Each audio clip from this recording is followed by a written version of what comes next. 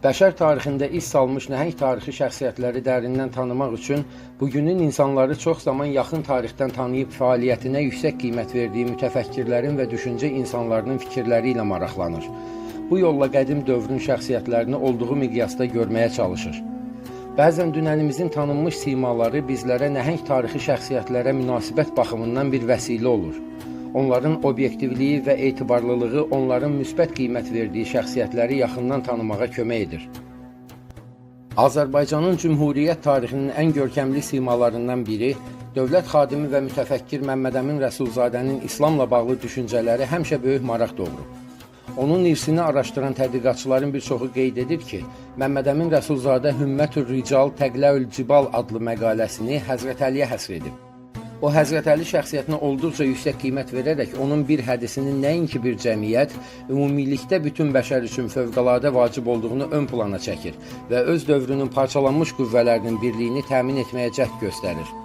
Həzrət Əli şəxsiyyətini ideal insan kimi səciyyələndirən Rəsulzadə, cəmiyyəti əqidədə, etiqadda, elmdə, əxlaqda, mərdlikdə, səxavət və sədaqətdə Həzrət Əlini örnək götürməyə və ondan bəhrələnməyə çağırır.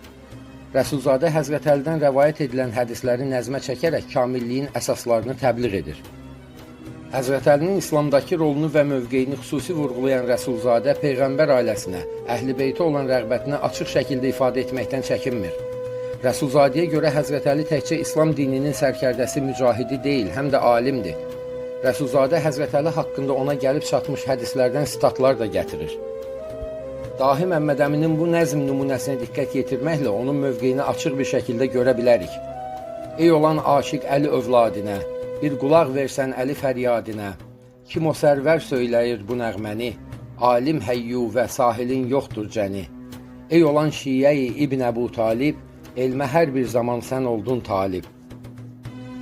Bu misraları ilə Məmməd Əmin Rəsulzadə həmçinin Həzrət Əlinin timsalında İslamın elmə mühüm qiymət verdiyini də nəzərə çatdırır. Həzrət Əlinin özünün sözü ilə ifadə etsək, haqqı düzgün tanıyan haqq əhlini əlbəttə ki, aydın şəkildə seçib ayırt edə bilir.